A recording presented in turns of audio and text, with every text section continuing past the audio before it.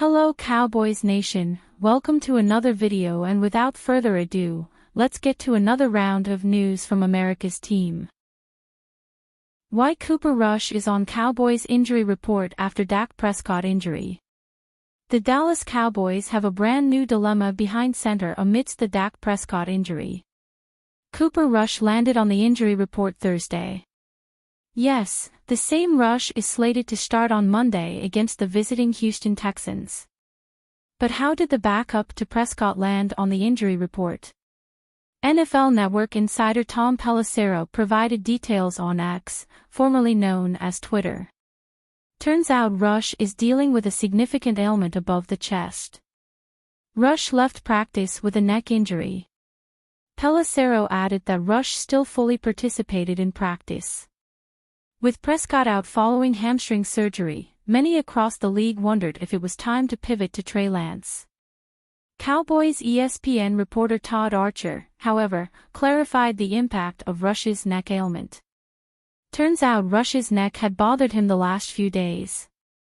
Head coach Mike McCarthy shared that Rush dealt with a neck strain after his first fumble on Sunday versus the Philadelphia Eagles.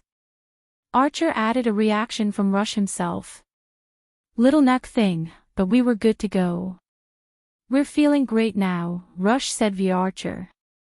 The QB added it only took him 1 minute to feel better after the strain. Regardless, Rush's neck injury became enough to cause panic for Cowboys fans. Will Cooper Rush become limited for the Cowboys? Rush's injury likely won't prevent him from putting the helmet and shoulder pads on. Fellow ESPN Cowboys insider Ed Werder reports Rush is expected to start against the AFC South leaders. The seventh-year QB must redeem himself fast if Dallas believes his neck is a non-issue. Rush delivered an uninspiring performance Sunday in taking over for Prescott.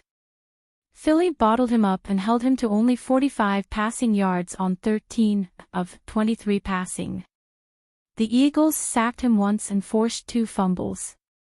Rush finished with a lowly quarterback rating, QBR, of 16.4. Lance eventually succeeded Rush to start the fourth quarter. The third stringer didn't fare much better by settling for just 21 passing yards as the Eagles walloped Dallas 34-6. Philadelphia handed the Cowboys their third lopsided home defeat this season after the New Orleans Saints and Detroit Lions. Rush will face the NFL's 7th-best pass rush in the Texans. But Houston's 29 sacks tops every team in the AFC South. The Texans are also entering AT&T Stadium seeking redemption for blowing a 16-point lead in their 26-23 loss to the Lions on Sunday night.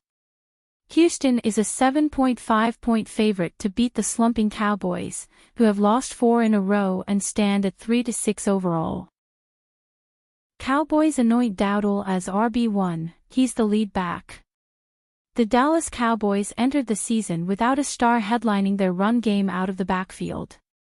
Tony Pollard departed in free agency, leaving the collection of Ezekiel Elliott, Rico Dowdle and Deuce Vaughn to make up for his absence. This resulted in Mike McCarthy and Dallas taking the committee approach, focusing on Elliott and Dowdle as the two-pronged weapon to lead the charge for this offense. Dallas' rushing offense has struggled through their first 9 games, providing almost nothing of substance in the early going. However, a clear hierarchy developed within this committee.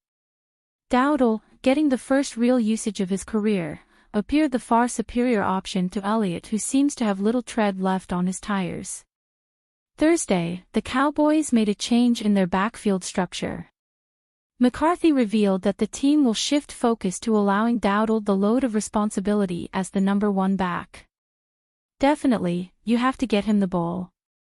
That's my focus, to continue to get him opportunities. He's the lead back," he said. Dowdle has more than doubled Elliott's yardage total, piling 374 yards on 83 carries in 8 games, good for 4.5 yards per carry. Elliott has amassed only 3.2. Elliott missed the team's trip to Atlanta 2 weeks ago for non-injury related reasons. If the usage of each player did not point to this eventual move, the conduct of the veteran back in the weeks prior to this decision provided ample evidence for this announcement. For Dowdle, he officially gets the chance that fans have clamored for all season. Shaping into a lost season for the Cowboys, they will now examine what the younger back has to offer with an enhanced role in the offense. As Dallas may look to retool several positions heading into the offseason, Dowdle could stake his claim to have a spot on the team or with another future suitor.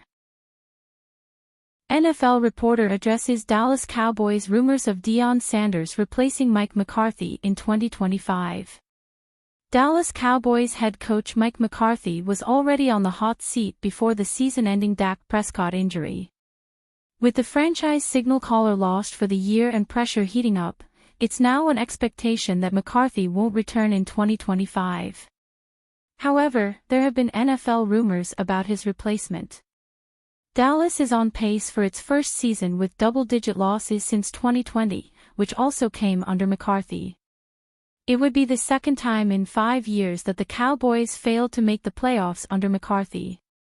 Even worse, he'd become the first Cowboy coach since Dave Campo with multiple seasons of 10-plus losses. A Cowboys coaching search won't begin until the off-season, in part because of how owner Jerry Jones handles operations. As he did with former Cowboys coach Jason Garrett, McCarthy is operating under an expiring contract that ends in January. Just as Dallas did with Garrett, it will announce at the end of the 2024 NFL season that McCarthy won't be retained. Once McCarthy's status is official, Dallas will become part of an NFL coaching carousel that could be especially busy this offseason. While some head coaching candidates will avoid the Cowboys, given the distractions surrounding the franchise, Colorado Buffaloes coach Deion Sanders has been floated as a potential option. There has been plenty of buzz in recent weeks about the Buffaloes coach making the jump to the NFL with quarterback Shedeur Sanders, his son. However, that's unlikely to happen in Dallas considering a Prescott trade this offseason would leave the Cowboys with a $104.137 million dead cap charge. If Sanders is going to be an NFL head coach, especially one who has partnered up with his son at quarterback, it's far more likely to be with the Las Vegas Raiders. As for Dallas, it will likely have to pick from a pool of coaching candidates who are willing to put up with Jones' antics every week.